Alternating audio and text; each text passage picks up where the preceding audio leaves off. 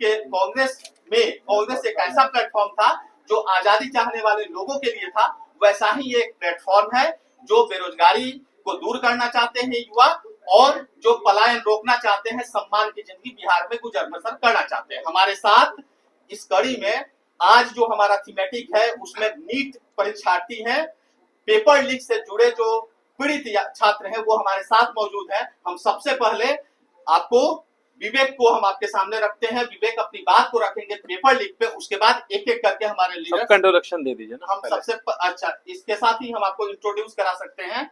हमारे साथ है विवेक जो नीट के पेपर लीक के पीड़ित हैं, हमारे साथ है राशिद पेपर लीक के पीड़ित हैं, हमारे साथ है अवधेश कुमार सिंह जी पूर्व मिनिस्टर है, कांग्रेस के सीनियर लीडर है, बिहार सरकार के पूर्व मिनिस्टर है।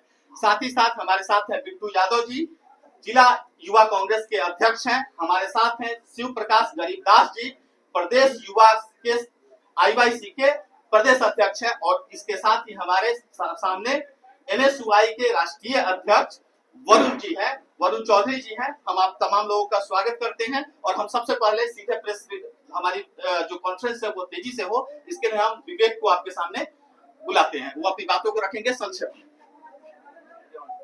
मीडिया के सभी साथियों को नमस्कार। मैं विवेक कुमार नालंदा का रहने वाला हूँ, और पिछले कई सालों से, खास करके पिछले 4-5 सालों से मैं अलग अलग एग्जाम की तैयारी कर रहा हूँ, और हर बार एग्जाम दे रहा हूँ, लेकिन हर बार एक ही रिजल्ट आ रहा है कि कहीं परीक्षा में धांधली हो जा रही है, कहीं पेपर लीक हो जा रहा है। अब जैसे देख रहे हैं कि पेपर लीक जो है बिहार का एक धंधा बन चुका है, और अगर आप सरकार के रिकॉर्ड के अनुसार जानकारी, जो पिछली ईओ की जांच की रिपोर्ट है उसमें कहा गया कि लगभग 500 करोड़ के रोजगार है, इसीलिए पेपर लीक होती है, लेकिन कोई परीक्षा कैंसिल नहीं होती है। नीट पेपर लीक सबसे बड़ा इसका उदाहरण है कि नीट का पेपर लीक होता है, नीट से लोग डॉक्टर बनते हैं, लोगों को कहा जाता है डॉक्टर भगवान होता है। आप ये सोचिए कि अगर पेपर लीक करके लोगों को डॉक्टर बनाया जाएगा तो किस तरह से लोगों का इलाज करेंगे, तो लोगों की जान से किस तरह से खेलेंगे, इसका एक सबसे बड़ा भद्दा मजाक इस राज्य में बना दिया गया है। और दूसरी सबसे बड़ी बात कि बिहार में पेपर लीक इसलिए नहीं रुक पा रही है कि अब जब भी पेपर लीक या शिक्षा व्यवस्था से जब भी कोई सरगना पकड़ा जाता है तो माननीय मुख्यमंत्री नीतीश कुमार जी के गृह जिला का होता है, चाहे तो वो संजीव मुखिया हो, चाहे तो वो आज से पहले स्कूल जो घोटाला हुआ था 2014 में, जो पूरी उनको जो घोटाले हुए थे उसके जो उषा जी उनके हस्बैंड थे, सारे के जड़ नालंदा से आपको जुड़े मिलेंगे। अब अपने गृह जिले के लोगों को कैसे वो आप बोलिए। अब हमारे दूसरे साथी हैं जो आपको, ये भी विद्यार्थी राशिद शेख है, और मैं पिछले विगत वर्षों 2024 में एग्जाम दिया था नीट का, और 5 जुलाई को रिजल्ट सुनानी थी। 4 जुलाई को पता चला कि पटना में पेपर लीक हो गया नीट का, और पेपर लीक होते ही हम लोग का जितना सब दोस्त यार था, सब लोग मतलब सब मेहनत करते हैं, एक मिडिल वर्गीय लोग हैं, और सब जितना दोस्त सारा सबका मन टूट गया कि बार बार पेपर लीक हो रहा है हमारे बिहार में, वो भी बिहार में ही पटना जिला में पेपर लीक हुआ। देखिए हमारे साथ, मैं प्रेस कॉन्फ्रेंस शुरू करता हूँ। अभी हमारे साथ सीनियर कांग्रेस लीडर, हमारे जो मिनिस्टर एक्स मिनिस्टर हैं वो भी साथ हैं, अवधेश जी, गरीबदास साथ हैं, और साथी लोग साथ हैं। देखिए हमारी जो यात्रा है पलायन रोको नौकरी दो, इस यात्रा के माध्यम से, ये यात्रा एनएसयूआई यूथ कांग्रेस पार्टी इस यात्रा को सपोर्ट कर रही है, लेकिन वास्तविकता ये है इस यात्रा में नौजवान छात्र छात्राएं और खास तौर पर जो अग्निपथ से पीड़ित छात्र हैं वो सब शामिल हैं। आपने देखा होगा पेपर लीक का जो एपिक सेंटर है कहीं ना कहीं वो बिहार बनता जा रहा है, और इस पेपर लीक की कहानी के पीछे आप देखेंगे बार बार, और बीपीएससी के छात्र रहे हो, नीट के छात्र रहे हो, हमेशा क्या हुआ करता था, अगर गलती से किसी सरकार के समय कोई पेपर लीक हो जाता था तो सरकार छात्रों के साथ खड़ी होती थी।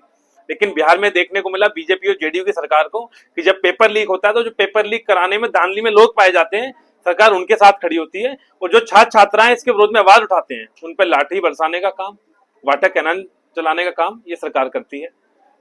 और अभी मैं इस यात्रा में चल रहा था तो यात्रा में मुझे एक छात्र मिला, एक 15 साल की गुड़िया मिली है। मैंने उससे पूछा आप क्या बनना चाहते हो? उस छात्रा ने बोली मैं डॉक्टर बनना चाहती हूँ।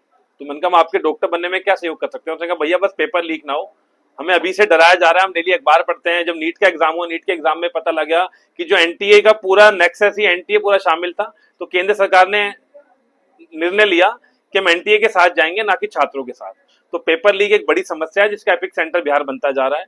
तो हम आपके मीडिया के माध्यम से उन छात्र छात्राओं की भी आवाज बनना चाह रहे हैं।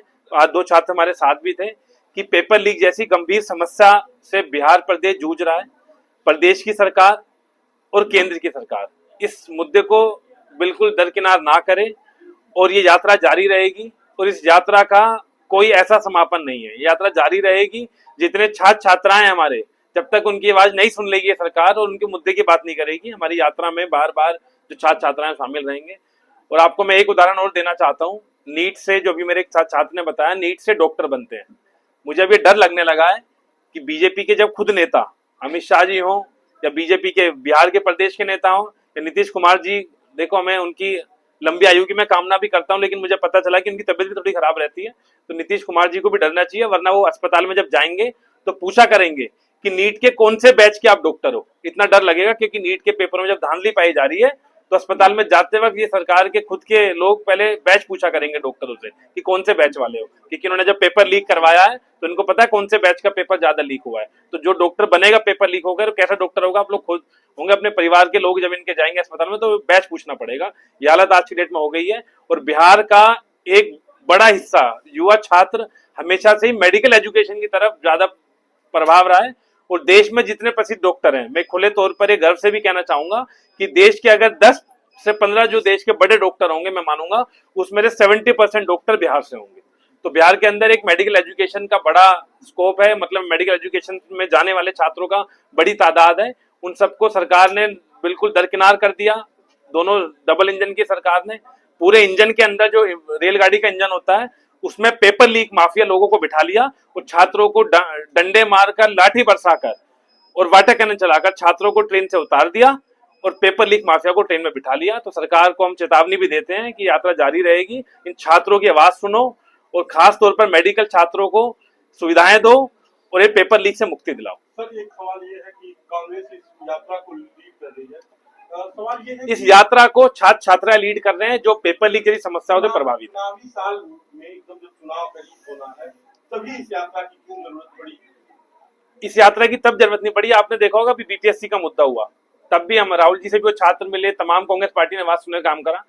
ये बात सच है कि बिहार के अंदर नीतीश कुमार जी की लंबे समय सरकार चल रही है, लेकिन बिल्कुल अब जब से डबल इंजन की सरकार बनी है और केंद्र में बीजेपी की सरकार बनी है, कि छात्रों के मुद्दे को, मैंने शुरू में भी बोला, पहले अगर गलती से कुछ छात्र के मुद्दों पर घटना हो जाती थी तो सरकार छात्रों के साथ खड़ी होती थी और निंदा करती थी, कहती थी हमसे गलती होगी, हम छात्रों के साथ हैं। लेकिन अब ये सरकार का ये नौबत आ गई है कि चुनाव साल छोड़िए, कि छात्रों पर लाठी डंडा बरसा रही है और कह रही है कोई पेपर लीक में धांधली नहीं पाएगी, खुले तौर पर उन माफियाओं को साथ बिठाती है। तो चुनावी साल नहीं है, ये मुद्दा है, ये मुद्दा चलता रहेगा। जब तक अगर छात्रों की, मैं बोलता हूं, आज नीतीश कुमार जी अपने किले से बाहर निकले और बीजेपी के प्रदेश अध्यक्ष और तमाम लीडर बाहर निकले और छात्रों से माफी मांगे और उनका जो इशू है वो एड्रेस करना शुरू करें। बात करें क्यों यहाँ के लोग दूसरे प्रदेशों में जा रहे हैं, क्यों नौकरी देने में सक्षम नहीं है, नीतीश कुमार जी बाहर आकर एड्रेस करना शुरू करें। हमारी यात्रा में मैं उनको निमंत्रण देता हूँ, नीतीश कुमार जी को और बीजेपी नेताओं को, आज यात्रा में छात्रों से मिले, जुड़े हमारे मुद्दे से और उनकी बात सुने।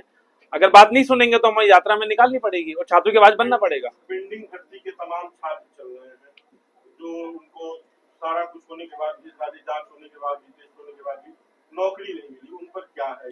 देखिए, लगभग 1.5 लाख छात्र थे जिन्होंने सारी सिस्टम पूरा हो गया था, उन्होंने मेडिकल एग्जाम दे दिया, फिजिकल फिटनेस पास कर दिया।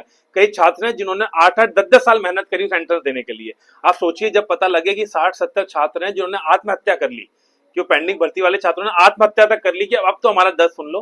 लेकिन केंद्र की सरकार ने तो उनको दर्द दिया, प्रदेश की सरकार ने भी, केंद्र के जो खून से रंगे हुए हाथ हैं नीतीश कुमार के और बीजेपी की सरकार के, जो हमारे जो अग्निपथ योजना का बहाना लिया, उसे अब कोविड का बहाना दिया। पहले वादा करा, राजनाथ सिंह जी मिले डिफेंस मिनिस्टर और तमाम नेता इनके, कि हम तुम्हें नौकरी देंगे, उनको झूठा वादा देते रहे। छात्रों की, वो मैं कहता हूं, छात्रों ने आत्महत्या नहीं करी, उन छात्रों की हत्या करी गई और इस हत्या में शामिल नीतीश कुमार और बीजेपी के तमाम नेता हैं। जो 1.5 लाख भर्ती छात्र थे जिनको अभी तक न्याय नहीं दे रहे हैं, वो छात्र हमारे साथ चल रहे हैं। उनका दर्द आप उनसे सुनेंगे। वो बहुत सामान्य परिवार के छात्र हैं, किसी के पापा अभी भी ठेला लगाता है सब्जी का, किसी के घर में कोई कमाने वाला नहीं है और वो नौकरी देश की सेवा करने के लिए मांग रहे थे, देश के आर्मी में नौकरी मानना। तो छात्र भी साथ चल रहे हैं, उनको जब तक न्याय नहीं मिलेगा यात्रा में वो शामिल रहेंगे और भी तमाम छात्र छात्राएं आ रहे हैं इस यात्रा में। बहुत बहुत धन्यवाद आप मीडिया के साथियों का। धन्यवाद।